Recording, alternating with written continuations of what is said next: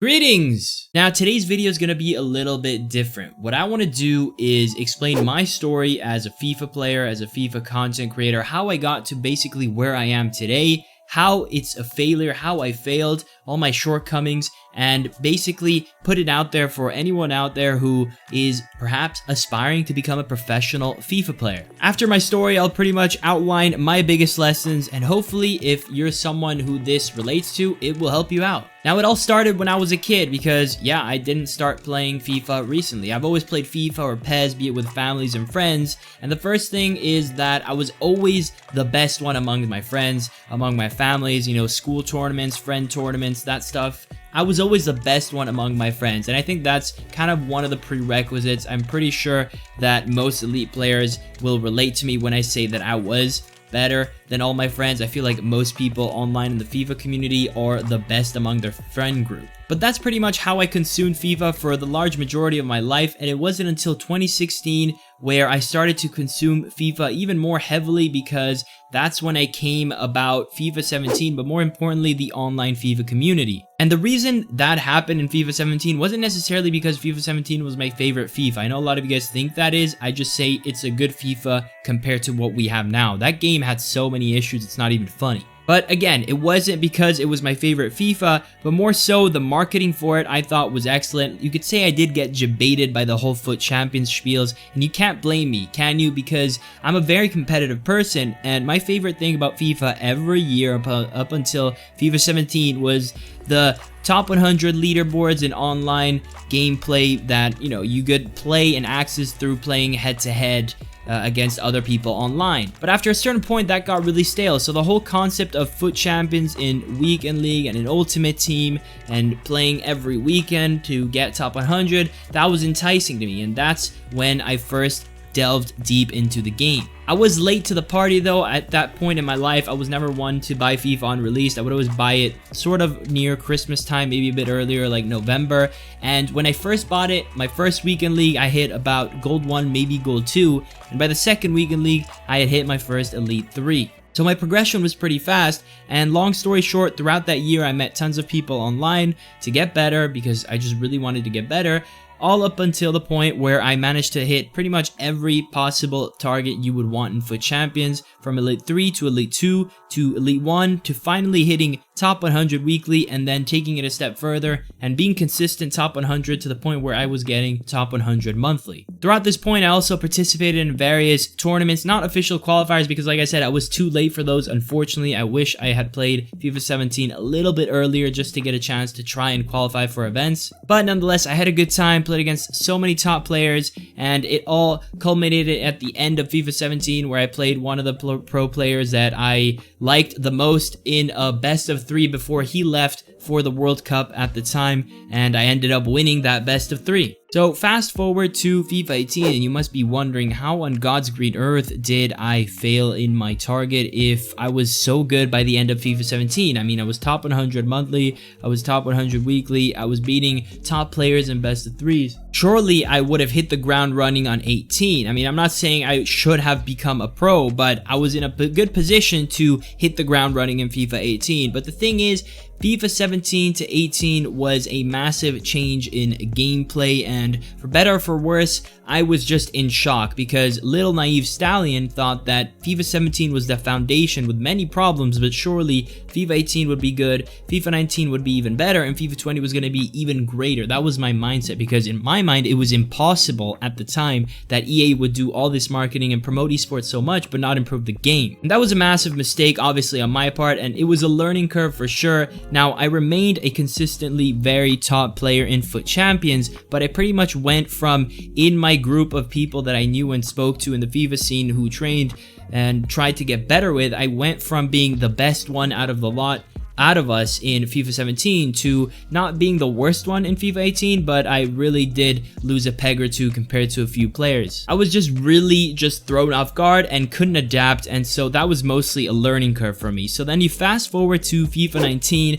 At this point, all my positivity's out the window. I'm kind of cynical, but that's not a bad thing in FIFA. I think that's a good thing. You keep your expectations low, so I wasn't expecting a great game, but nonetheless, despite not being a pay-to-win player, And despite the qualification format changing in FIFA 19 to qualify for a pro event, all you had to do was hit 27 wins in FUT Champions, and at that point you would be verified. Once you are verified, you're essentially within the competitive gaming circuit and you can participate to official qualifiers. Surprisingly enough, despite not being pay to win and despite not being assigned pro, I was one of the first people to become FUT Champions verified, to the point where I was able to play the very first qualifier of FIFA 19. One of the things that was actually pretty good, all things considered, especially when you look at who qualified to that qualifier and the fact that so many pros missed out on that first qualifier because they were still adapting to that game despite having thousands of pounds of investments from their clubs and despite having 10 times the accolades that I did. FIFA 19 was obviously an awful game with alternados and croquetas and all that stuff, but in the first qualifier, the only things that were being abused were goalkeeper movement and time finishing, which are insane in and of themselves.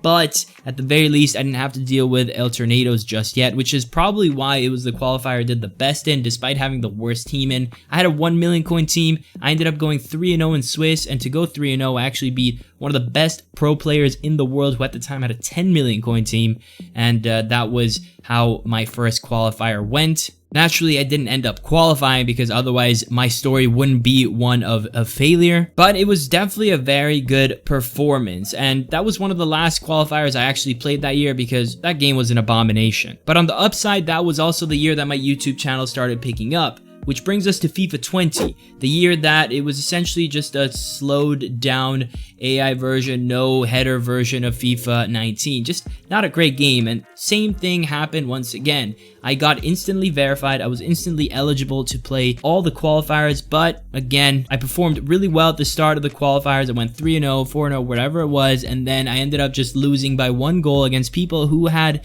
teams that were just far superior to mine. And these are not excuses, I'm just literally telling you the story. I know a lot of people like to cling on to anomalies of people who have qualified without spending money, but I'm not about that. And so that's the story of how I became a failure, because my initial goal in the FIFA community was to not necessarily be a pro player, because I have no interest in putting all my eggs in one basket. I have no interest in the title of being a professional player or a professional contract. I want to do many things. I'm interested in many things. I want to do YouTube. I want to do Twitch. I also want to compete. But each of those things need things to happen for me to want to do them. Right now, I'm motivated with Twitch and YouTube because I can get creative with it, and I can always do that. But I haven't been motivated to compete ever since FIFA 17, because it's kind of like when you're chasing a girl that you love, and you love this girl because she's nice and she's kind and she's really cool to hang out with. But then a few years go by and you're still chasing after her until you realize, I'm changing someone who's changed. She's no longer the girl I fell in love with. She's a bitter girl. She's mean to everyone, and she's just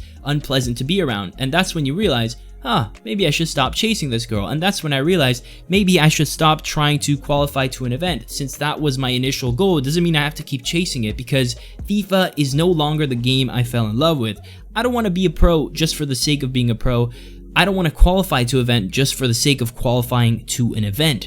I fell in love with the idea of competing when the game of FIFA was one that I loved. It's just not the case anymore. And so, okay, you might be thinking, that's cool, Stallion, but what's the point? I still want to become a FIFA player even though I hate the game. Well, these are my lessons for you. Number 1, the first lessons I learned was in FIFA 17, and that's not to fixate on FUT Champions ranks. And it didn't take me long to learn that, but a lot of people are way too fixated on it, and they let a rank define them. For example, if you hit a 30-0, don't go around thinking that all of a sudden you're Tex until you do a very, very good performance at an event. And the same thing goes on the other side. If you're an Elite 1 player and you happen to have a bad weekend and you hit 22-8, don't go all depressed mode, don't black out your Twitter, don't go in crisis, don't go in panic mode, because it's not that deep. Once you've hit your Elite 1 verified status, it just doesn't matter anymore. FUT Champions should just be your target to hit FUT Champions verification, and after that, you have to go beyond. Lesson number 2 was probably my most important lesson, and that's what I learned in FIFA 18, and that is,